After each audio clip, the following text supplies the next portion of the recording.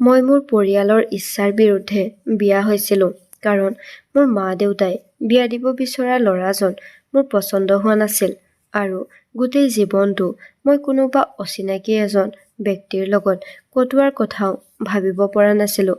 সেইবাবেই বিয়াৰ দিনা যেতিয়া মই পাৰ্লাৰত কইনাৰ মেকআপ কৰিবলৈ গৈছিলোঁ, তেতিয়া প্লেনৰ মতে মই তাৰ পৰা পলাই আহিলোঁ আৰু মই ভালপোৱা ল'ৰাজনৰ লগত বিয়া হ'লোঁ।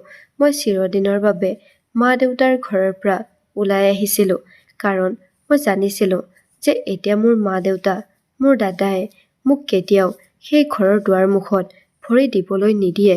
সেইবাবে মই নিজেও সেই ঘৰখন ত্যাগ কৰি আহিলোঁ। মোৰ স্বামী এজন অতি ভাল মানুহ আৰু মৰমীয়াল ব্যক্তি আছিল, কিন্তু তাৰ মাক-দেউতাকে মোক নিজৰ কৰি ল'বলৈ অস্বীকাৰ কৰিলে। গতিকে আমি দুয়োজনে নিজৰ এটা সুকীয়া সৰু ঘৰ বনালোঁ। সি মোক জীৱনৰ প্ৰতিটো সুখ দিছিল, মোৰ বাবে সকলো সুবিধাৰ ব্যৱস্থা কৰিছিল। ময়ো তেওঁক অন্তৰেৰে বহুত ভাল পাইছিলোঁ। আমি দুয়ো বহুত সুখী আছিলোঁ। বিয়াৰ 2 বছৰৰ পিছত যেতিয়া মই মাতৃ হোৱাৰ ভাল খবৰটো পাইছিলোঁ, তেতিয়া মই বহুত সুখী হৈছিলোঁ। মই প্ৰথমে এই খবৰটো তেওঁৰ অফিচত ফোন কৰি তেওঁক কৈছিলোঁ। এই কথা শুনি তেওঁ মোৰ দৰে বহুত সুখী হ'ল। সন্তানৰ কথা শুনিয়েই সেই সময়তে তেওঁ অফিচৰ পৰা ছুটী লৈ ঘৰলৈ অহাৰ কথা ক'লে। কিন্তু মই জনা নাছিলোঁ যে তেওঁ আজি শেষবাৰৰ বাবে ঘৰলৈ আহি আছে। তাৰ পিছত মই আৰু তেওঁক কেতিয়াও দেখা নাপাম। যদি মই আগতেই জানিলোঁ হয়, তেতিয়াহ'লে মই তেওঁক আহিবলৈ মানা কৰিলোহেঁতেন। অফিচৰ পৰা ঘৰলৈ আনন্দৰে উভতি আহি থাকোঁতে তেওঁ ভগৱানৰ ওচৰলৈ গুচি গ'ল। মোৰ স্বামীৰ বাইক দুৰ্ঘটনা হৈছিল আৰু তেওঁ ঠাইতে মৃত্যুবৰণ কৰিছিল। মোক চিৰদিনৰ বাবে এৰি থৈ তেওঁ গুচি গৈছিল এই জগতখনৰ পৰা আৰু এইদৰে মোৰ সন্তানে এই পৃথিৱীলৈ অহাৰ আগতেই পিতৃ নামৰ গছজোপা নোহোৱা হৈ গৈছিল। ইয়াৰ লগতে যৌৱনকালত মই কেৱল বিধৱা হোৱাই নহয়, পৃথিৱীত অকলশৰীয়া হৈ পৰিছিলোঁ। নিজৰ পৰিয়ালটোক মই প্ৰথমেই ত্যাগ কৰিলোঁ আৰু এতিয়া এনেকুৱা সময় নাছিল যে মই অচিনাকি মানুহৰ ওচৰলৈ গৈ সহায় বিচাৰিম। মই গাভৰু বিধৱা আছিলোঁ। কি ঠিক কাৰ কেতিয়া চকু সলনি হয়। মই একো বুজি পোৱা নাছিলোঁ যে মই এতিয়া ক'লৈ যাম আৰু কাক সহায় বিচাৰিম। তেতিয়া মোৰ স্বামীৰ দূৰৰ আত্মীয়ৰ কথা মনত পৰিল, যাক আমি বৰ্মা বুলি মাতিছিলোঁ। সেই মানুহজনীও এই পৃথিৱীত মোৰ দৰে অকলশৰীয়াকৈ আছিল। মোৰ লগত থাকিবলৈ মই বৰ্মাক আমাৰ ঘৰলৈ লৈ আহিলোঁ আৰু আমি দুয়োৱে মিলি জীৱনটো কটাবলৈ ধৰিলোঁ। বৰ্মাই মোক বহুত সহায় কৰিছিল। মোৰ স্বামীৰ মৃত্যুৰ 9 মাহৰ পিছত মই এজনী সুস্থ ছোৱালী সন্তান জন্ম দিলোঁ। তেতিয়া মোৰ চিন্তা আৰু বেছি বাঢ়িবলৈ ধৰিলে। মই নিজেও এজনী গাভৰু বিধৱা মহিলা আৰু এতিয়া মোৰ লগত এজনী কণমানি ছোৱালীও আহিল মোৰ জীৱনলৈ, যাৰ নেকি খোৱা-বোৱাৰ লগতে পঢ়া-শুনা আৰু লালন-পালনৰ দায়িত্ব মোৰ কান্ধত পৰিছিল। এই সময়খিনিত বৰ্মায়ে মোক বহুত সহায় কৰিছিল। তেওঁ মোৰ ছোৱালীজনী ঘৰতে বহুত যত্ন ল'লে আৰু মই বাহিৰলৈ ওলাই আহি নিজৰ বাবে কিছু কাম বিচাৰিবলৈ ধৰিলোঁ। অতি সোনকালে মই ওচৰৰে স্কুল এখনত শিক্ষয়িত্ৰীৰ চাকৰি এটা বিচাৰি পালোঁ। জীৱনটো এনেকৈয়ে পাৰ হ'বলৈ ধৰিলে। মোৰ ছোৱালী টিনা লাহে লাহে ডাঙৰ হৈ গ'ল আৰু তাই গাভৰু হ'ল। তাই দেখিবলৈ বৰ ধুনীয়া হৈ পৰিল। কেতিয়াবা তাইৰ সৌন্দৰ্যৰ প্ৰতি মোৰ বৰ ভয় লাগে, কাৰণ দুখীয়াৰ ঘৰত সৌন্দৰ্য এটা অভিশাপ। মই মোৰ ছোৱালীজনীৰ সংস্কাৰ, লালন-পালন আৰু শিক্ষাৰ প্ৰতি বহুত গুৰুত্ব দিছিলোঁ। তাইক সকলো ক্ষেত্ৰতে জ্ঞান দিছিলোঁ। এতিয়া মোৰ হাত-ভৰিবোৰ কমজোৰ হ'বলৈ ধৰিছে। ছোৱালীজনী গাভৰু হোৱাৰ পিছত এগৰাকী মাতৃ হিচাপে মোৰ শেষ চিন্তা আছিল যে মোৰ ছোৱালী টিনাৰ বিয়াখন হৈ যাওক। মই বিচাৰিছিলোঁ যে মোৰ ছোৱালীজনীৰ বিয়া এখন ধনী পৰিয়ালত হওক, য'ত তাইৰ বাকী জীৱনটো আৰাম আৰু শান্তিৰে পাৰ হ'ব। কাৰণ মোৰ ঘৰততো টিনাৰ সুখ ভাগ্যত নাছিল। বহুত কষ্ট কৰি তাইক মই পঢ়ুৱাব লগা হৈছিল।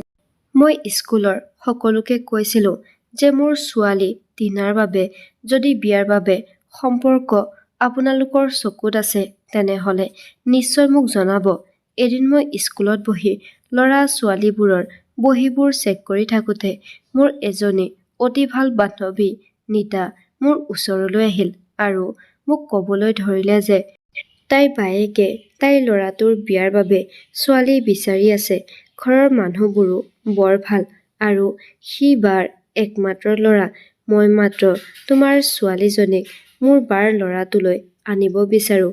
নীতাই ইমান মৰম আৰু আত্মবিশ্বাসেৰে এই কথা ক'লে যে ময়ো সুখী হৈ পৰিলোঁ, কাৰণ তাই মোৰ বহুত ভাল বান্ধৱী আছিল আৰু আমি বহু বছৰ ধৰি ইজনে সিজনৰ ঘৰলৈ অহা-যোৱা কৰিছিলোঁ।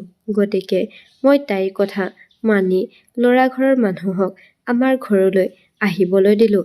সেইদিনা মোৰ মনটোৱে এইটো কথাত বহুত শান্তি পাইছিল যে এতিয়া মোৰ চিন্তা কমি যাব, কাৰণ মোৰ ছোৱালীজনীৰ বিয়া হোৱা ঘৰখন বৰ ধনী আছিল আৰু মোৰ ছোৱালীজনীয়ে তাতেই নিজৰ জীৱনটো আৰামত কটাব পাৰিব। কেইদিনমানৰ পাছতে নীতাৰ বায়েক আমাৰ ঘৰলৈ আহিছিল। তেওঁ লগত বহুত খোৱা বস্তু লৈ আহিছিল। মোৰ ছোৱালীজনীক প্ৰথম দেখোঁতেই তেওঁ পচন্দ কৰিছিল। তেওঁক বৰ সুখী যেন লাগিছিল। তেওঁ মোক এই সম্পৰ্কৰ বিষয়ে ভাবিবলৈও সুযোগ নিদিলে আৰু বিয়াখন হোৱাটো খাটাং বুলি ক'বলৈ বাধ্য কৰালে। তেওঁলোকক বহুত বুজা শক্তি থকা আৰু মৰমীয়াল মানুহ যেন লাগিছিল। ময়ো মোৰ ছোৱালীজনীৰ ভাগ্যখন বহুত ভাল বুলি সুখী হৈছিলোঁ। ল'ৰা ঘৰৰ মানুহে সোনকালে বিয়াখন হ'ব লাগে বুলি জোৰ দিছিল, য'ত নেকি মোৰ একো আপত্তি নাছিল, কিয়নো অলপ চিনাকিতে মই ল'ৰাটোক চিনি পাইছিলোঁ যে সি এটা বহুত ভাল ল'ৰা। ল'ৰাটোৰ মোৰ পচন্দ হৈছিল। মই ভাবিছিলোঁ যে সি তাইক সুখত ৰাখিব। এই সম্পৰ্কটোৰ বাবে মই এইকাৰণে সাজু আছিলোঁ, কাৰণ ল'ৰাটোৰ পৰিয়ালটো সৰু আছিল। ঘৰত ল'ৰাটো মাক আৰু এজনী ভণ্টী আছিল। সিহঁতৰ দেউতাক এই পৃথিৱীখনত নাছিল আৰু দ্বিতীয়তে মোৰ বহুত ভাল বান্ধৱী নীতাৰ বায়েকৰ ল'ৰা আছিল। সেইকাৰণে মোৰ বিশ্বাস আছিল যে তেওঁলোকৰ ঘৰখন বহুত ভাল হ'ব আৰু মোৰ ছোৱালীজনী সেইখন ঘৰত সদায় সুখত থাকিব। দিনে ৰাতিয়ে কাম কৰি কৰি জমা কৰা মূলধনখিনি লৈ মই মোৰ ছোৱালীজনীৰ বিয়াৰ প্ৰস্তুতি আৰম্ভ কৰিলোঁ। বিয়াখনত একোৰে অভাৱ নোহোৱাকৈ কৰিব বিচাৰিছিলোঁ আৰু মই তাইক দিব বিচৰা সকলোখিনি দিব বিচাৰিছিলোঁ আৰু তেনেকুৱাই হ'ল। মোৰ আশীৰ্বাদৰ সৈতে মই তাইক বিয়া দি উলিয়াই দিলোঁ।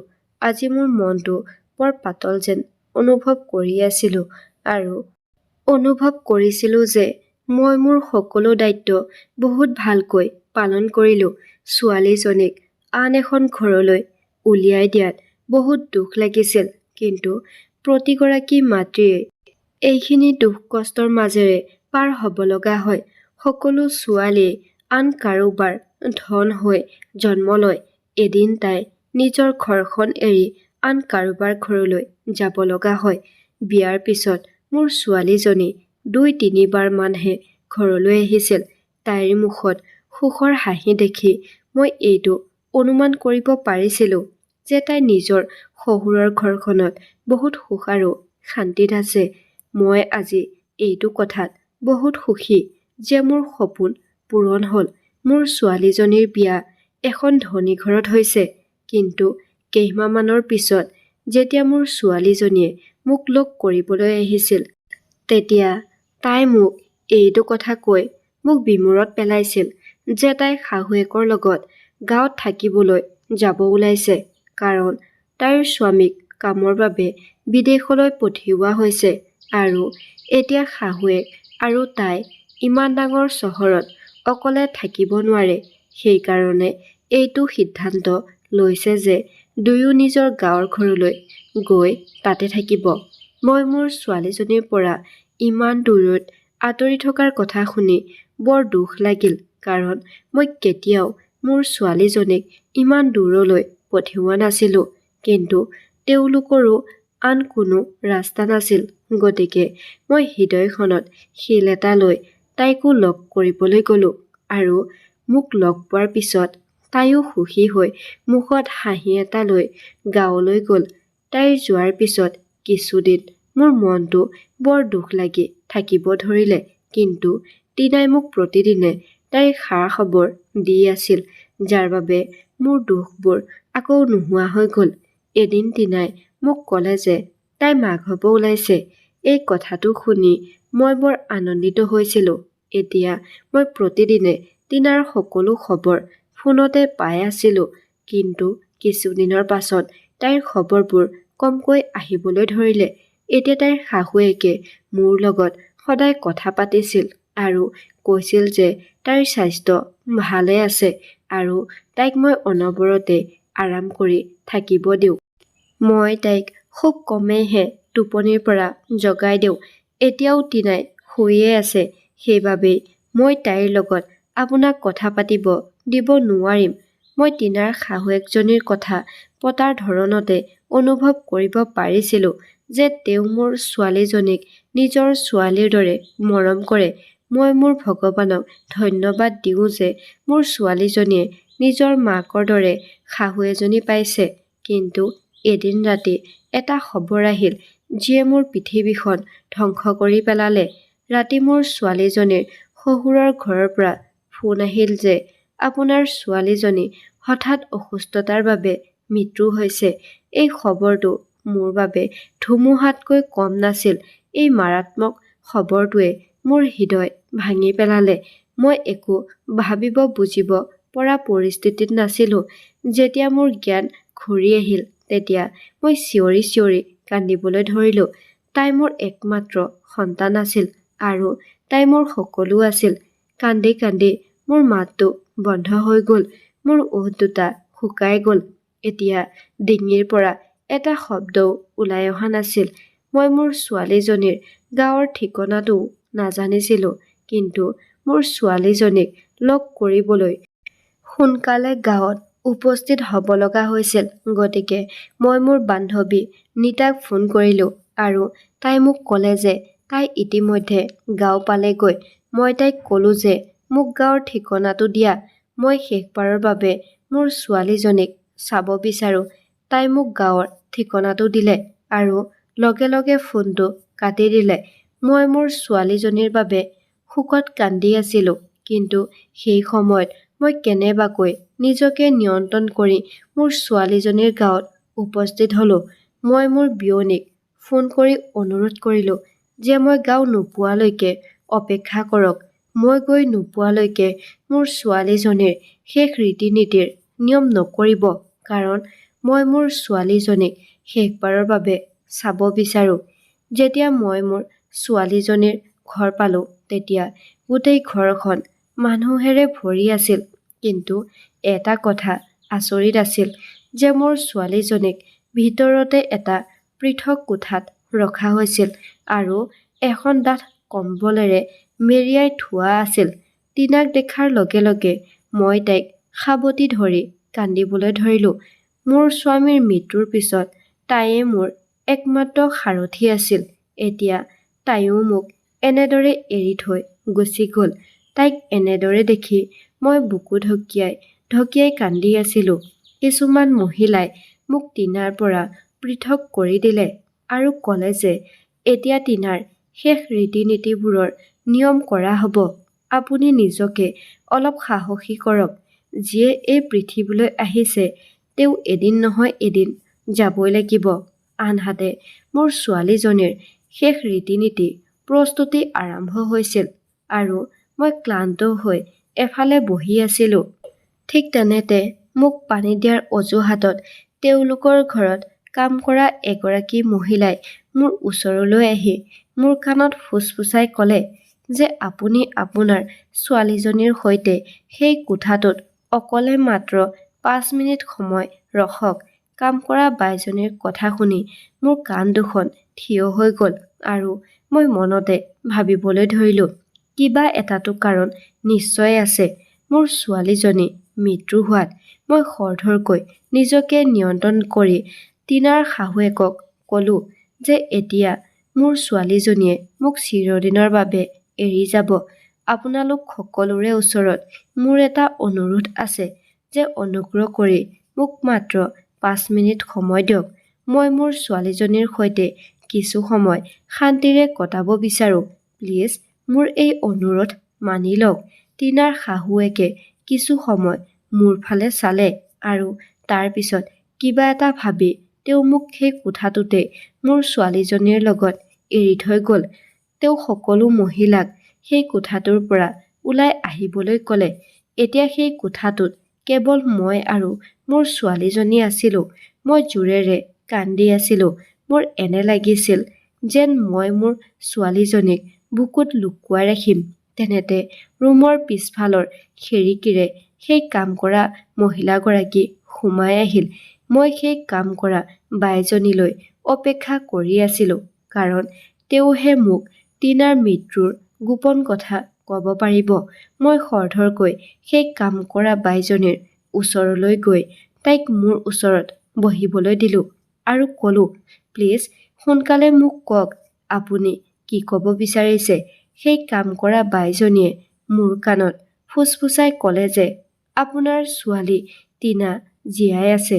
যদি আপুনি মোৰ কথাত বিশ্বাস নকৰে তেন্তে আপুনি নিজেই পৰীক্ষা কৰি চাব পাৰে। এই কথা শুনি মই নিজৰ কাণ দুখনকে বিশ্বাস কৰিব পৰা নাছিলোঁ। মই তৎক্ষণাত তাইৰ চেহেৰাটো ভালদৰে চালোঁ। তাইৰ ওঠ দুটা নীলা হৈ পৰিছিল। তাইৰ গোটেই শৰীৰটো চেঁচা হৈ আছিল।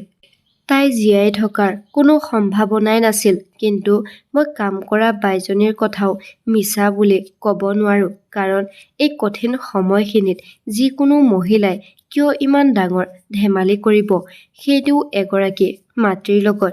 মই আকৌ এবাৰ টিনাক চেক কৰিবলৈ ধৰিলোঁ আৰু তাইৰ নাকৰ ওচৰত মোৰ কাণখন লগাই দিলোঁ। বহু সময়ৰ পিছত মোৰ এনে লাগিল যেন টিনাই লাহে লাহে উশাহ লৈ আছে। তাৰমানে কাম কৰা বাইজনীয়ে সঁচা কথা কৈছিল। মোৰ ছোৱালীজনী জীয়াই আছে। কিন্তু এতিয়া মই কি কৰিম? নিশ্চয় এই মানুহবোৰ বহুত বেয়া। হয়তো তেওঁলোকেই মোৰ ছোৱালীজনীক কিবা খুৱাইছিল, যাৰ বাবে তাইৰ গোটেই শৰীৰটো ঠাণ্ডা আৰু নীলা হৈ পৰিছিল। কিন্তু মই কি কৰিম? এই দুষ্ট মানুহবোৰৰ পৰা মোৰ ছোৱালীজনীক কেনেকৈ বচাম?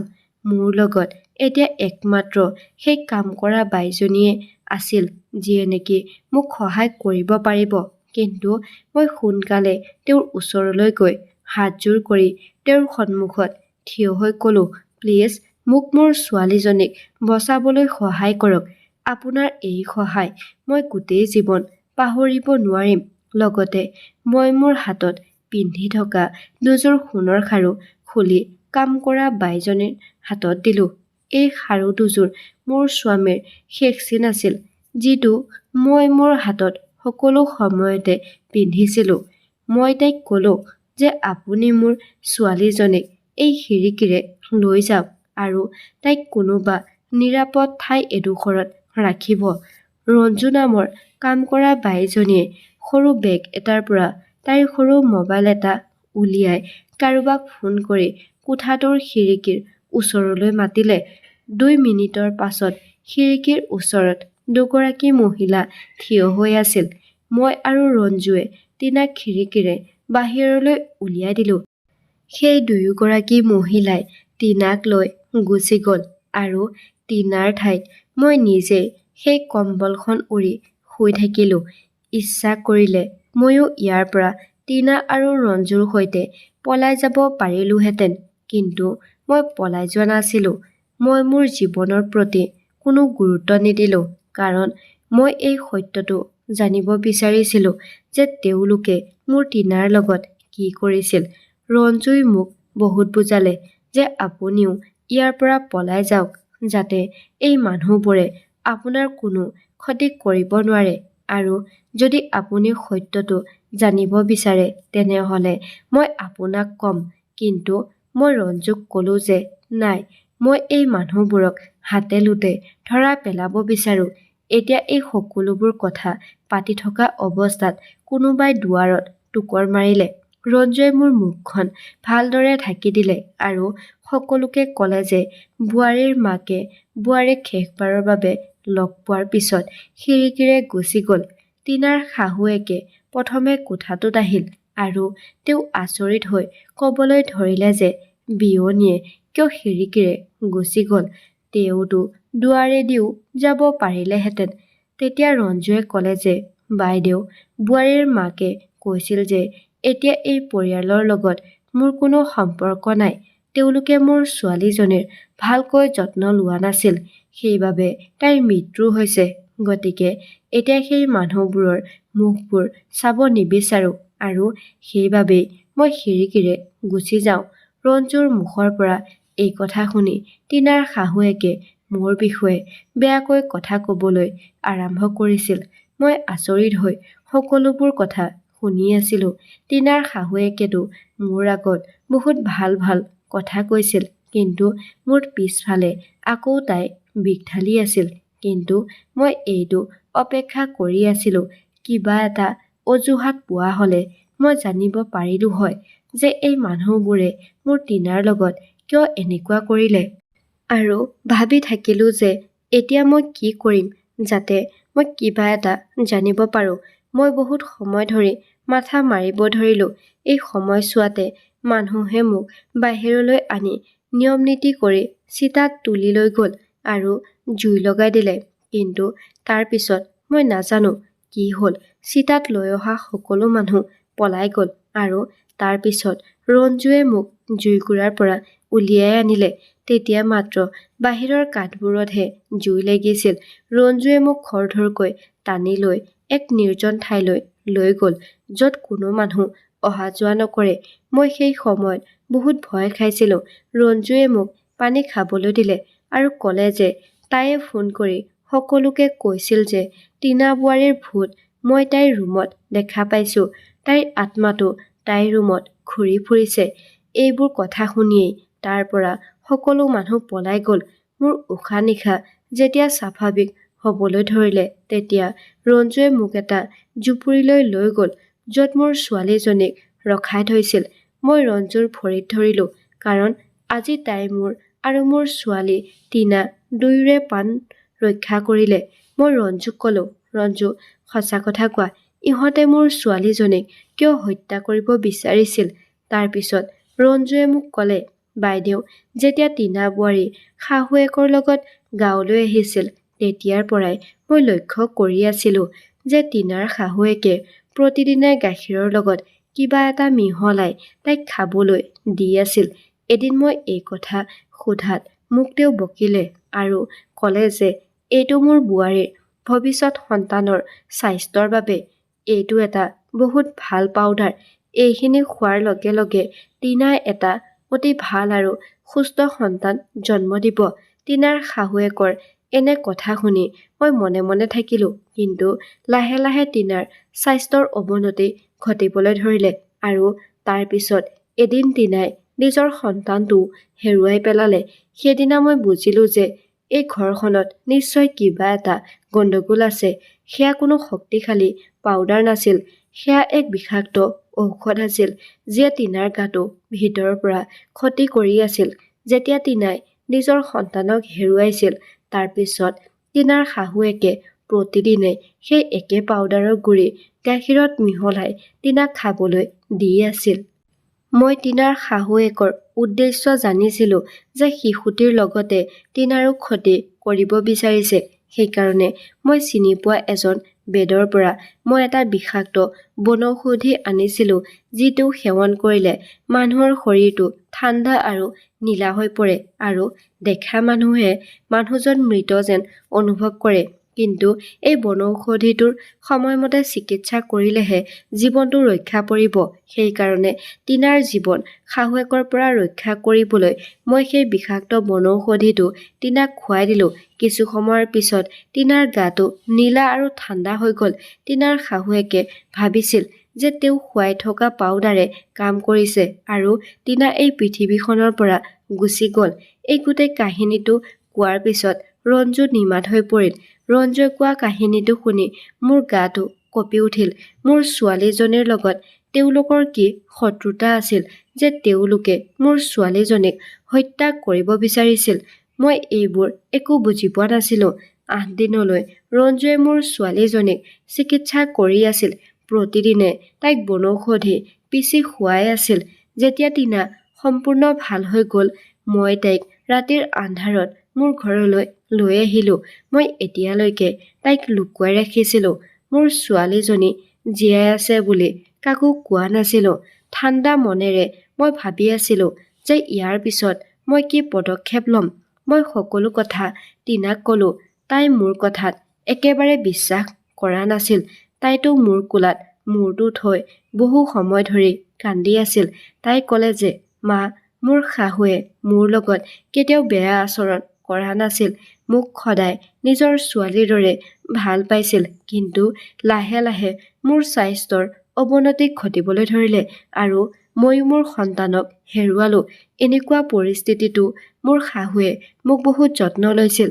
কিন্তু মই গম পোৱা নাছিলোঁ যে যি গিলাচ গাখীৰ মই অমৃত বুলি ভাবি খাই আছিলোঁ, সেই গাখীৰে মোৰ প্ৰাণ কাঢ়ি নিব ওলাইছিল। মইতো ৰবীনক মনে প্ৰাণে ভাল পাইছিলোঁ। ৰবীনেও মোক বহুত ভাল পাইছিল। কিন্তু মা, মই ভাবোঁ যে ৰবীন এই সকলোবোৰৰ লগত জড়িত নহয়। মোৰ এনেকুৱা লাগে যেন ৰবীনে এতিয়াও মোক ভাল পায়। মই ৰবীনক ফোন এটা কৰোঁ। কিন্তু মই টিনাক এনেকুৱা কৰিবলৈ বাধা দিলোঁ। মই এতিয়াও বিশ্বাস কৰিব পৰা নাই যে ৰবীনে টিনাক ভাল পায় নে নেপায়। এই গোটেই ষড়যন্ত্ৰত ৰবীনৰো হাত থাকিব পাৰে। এদিন মই বজাৰলৈ গৈ আছিলোঁ। তেতিয়া মই এনেকুৱা কিবা এটা দেখিছিলোঁ যে মই আচৰিত হৈ পৰিলোঁ। মই তাত ৰবীনক দেখিলোঁ। ৰবীনে কোনোবা এজনী ছোৱালীৰ হাতত ধৰি খোজ কাঢ়ি গৈ আছিল। তাৰ মুখত হাঁহিৰ জিলিকনি দেখা পাইছিলোঁ। টিনা মৰাৰ দুখ তাৰ মুখত অকণো দেখা নগ'ল। ৰবীনৰ মুখত হাঁহি দেখি মই এইটো বুজিব বাকী নাথাকিল যে ৰবীনো এই সকলোবোৰৰ লগত জড়িত হৈ আছে। এতিয়া আৰু মই মনে মনে বহি থাকিব নোৱাৰোঁ। মই তেওঁলোকক এনেকৈ এৰিব নোৱাৰোঁ, যিয়ে নেকি মোৰ ছোৱালীজনীৰ প্ৰাণ কাঢ়িবলৈ চেষ্টা কৰিছিল। মই পোনে পোনে থানালৈ গৈ গোটেই কাহিনীটো পুলিচৰ সন্মুখত ক'লোঁ আৰু লগে লগে পুলিচৰ লগত ৰবীনৰ গাঁও পালোগৈ। ৰবীনৰ মাকে মোক এনেকৈ দেখি স্তম্ভিত হৈছিল। কিন্তু তাৰ পিছত তেওঁ নিজকে চম্ভালি ল'লে। আৰক্ষীয়ে যেতিয়া গোটেই কাহিনীটো প্ৰকাশ কৰিলে, তেতিয়া ৰবীনৰ মাকে স্পষ্টকৈ অস্বীকাৰ কৰি ক'লে যে মই মোৰ বোৱাৰীক বহুত ভাল পাইছিলোঁ। মই তাইক নিজতকৈ বেছি যত্ন লৈছিলোঁ। তাইৰ মৃত্যুৰ বিষয়ে মই একো নাজানো। মোৰ মতে তাইৰ মৃত্যু স্বাভাৱিক আছিল। আমি একো ভুল কৰা নাই। গাঁৱৰ মানুহেও সাক্ষী দিছিল যে ৰবীনৰ পৰিয়ালটো এটা অতি ভাল পৰিয়াল আৰু সমগ্ৰ গাঁওখনকে সহায় কৰে। সি এনেকৈ কাৰো প্ৰাণ কাঢ়ি নিব নোৱাৰে। কিন্তু পুলিচে কাকো বিশ্বাস নকৰিলে আৰু গোটেই ঘৰখন তালাচী চলালে। আৰু তাৰ পিছত টিনাৰ শাহুৱেকৰ কোঠাত সেই ঔষধবোৰ পোৱা গ'ল, যিটো তেওঁ প্ৰতিদিনে টিনাক খুৱাইছিল। টিনাৰ শাহুৱেকে এতিয়ালৈ সেই ঔষধবোৰ পেলাই দিয়া নাছিল। হয়তো তেওঁৰ বিশ্বাস আছিল যে তেওঁক প্ৰশ্ন কৰিবলৈ কোনেও নাহে। আৰক্ষীয়ে সেই আটাইকেইজন লোককে গ্ৰেপ্তাৰ কৰি থানালৈ লৈ আহিল, য'ত পুলিচে সকলোকে ভালকৈ চোৱাচিতা কৰিলে। আৰু পুলিচে মাৰপিট কৰাৰ পিছত ৰবীনৰ মাকে গোটেই সত্য ঘটনাটো ক'লে। তেওঁ স্বীকাৰ কৰিলে যে তেওঁৱে টিনা আৰু টিনাৰ সন্তানক হত্যা কৰিছিল আৰু এই সকলোবোৰ তেওঁৰ পৰিকল্পনাৰ এটা অংশ আছিল। আৰু যেতিয়া ৰবীনৰ মাকে গোটেই কাহিনীটো ক'লে, তেতিয়া মই কঁপি উঠিলোঁ। মোৰ 20 বছৰৰ আগৰ ঘাঁবোৰ আকৌ সতেজ হৈ পৰিছিল। ৰবীনৰ মাকে ক'লে যে 20 বছৰ আগতে যেতিয়া মোৰ ভাইটিৰ লগত তোমাৰ বিয়াৰ সম্পৰ্ক ঠিক হৈছিল, সেই সময়ত আমি সকলোৱে বহুত সুখী আছিলোঁ। সি আমাৰ একমাত্ৰ ভাইটি আছিল আৰু তাৰ সুখ আমাৰ বাবে বহুত মূল্যৱান আছিল। মোৰ ভাইটি লোহিতে তোমাক ক'ৰবাত দেখিছিল আৰু সি তোমাৰ প্ৰেমত পাগল হৈ পৰিছিল। সি ক'লে যে যদি মই বিয়া কৰাওঁ, তেন্তে মই এই ছোৱালীজনীকহে বিয়া কৰাম, নহ'লে মই বিয়া নকৰাওঁ। আৰু তাৰ পিছত মোৰ ভাইটিৰ লগত তোমাৰ বিয়াও ঠিক হৈ গ'ল।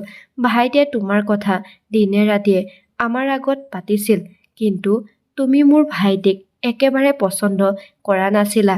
এদিন যেতিয়া মোৰ ভাইটিয়ে তোমাৰ হাতত আঙুঠি পিন্ধাই তোমাৰ হাতখনত এটা চুমা খালে, তেতিয়া তুমি মোৰ ভাইটিৰ মুখত জোৰেৰে এটা চৰ মাৰি ক'লা যে তুমি তাক ঘৃণা কৰা।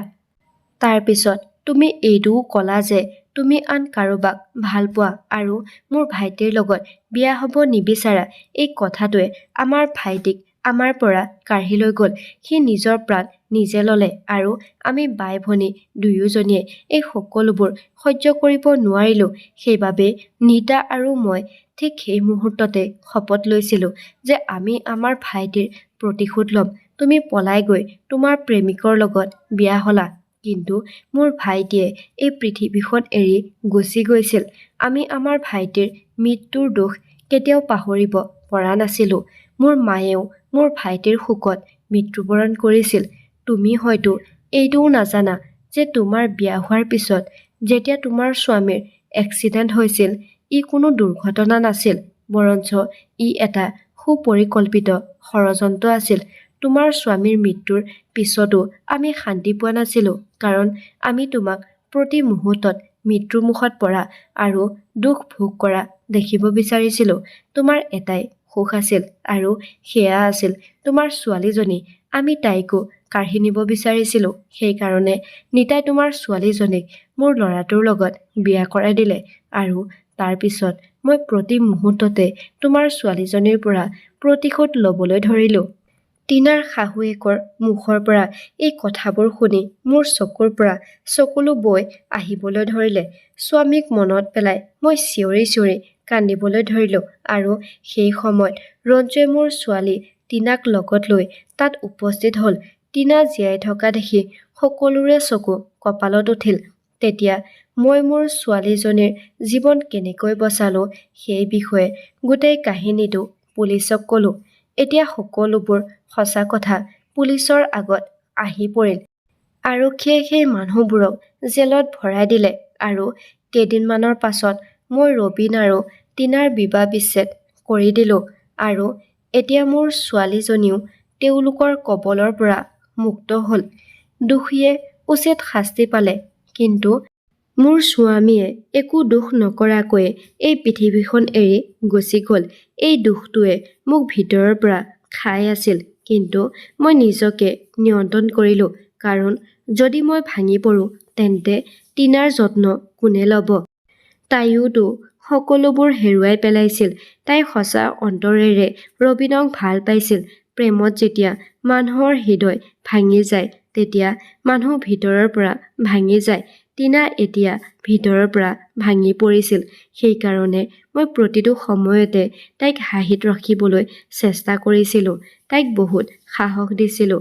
লাহে লাহে টিনা সুস্থ হ'বলৈ ধৰিলে আৰু এতিয়া তাই কাম এটা বিচাৰি পালে। এতিয়া লাহে লাহে আমাৰ জীৱনটো আকৌ নতুনকৈ আৰম্ভ হ'ব ধৰিলে। মই টিনাক কওঁ যে তাই আকৌ এবাৰ বিয়া হওক, কিন্তু তাই মোৰ কথা এবাৰো নুশুনে। মই সেই দিনটোলৈ অপেক্ষা কৰি আছোঁ যেতিয়া তাই মোৰ কথা শুনি নিজৰ ঘৰখন সাজিব। কিন্তু এইবাৰ মই সিদ্ধান্ত লৈছোঁ যে ল'ৰাটো ধনী পৰিয়ালৰ নহ'লেও হ'ব, কিন্তু মোৰ ছোৱালীজনীক সঁচাকৈয়ে ভাল পোৱা এজন হ'ব লাগিব।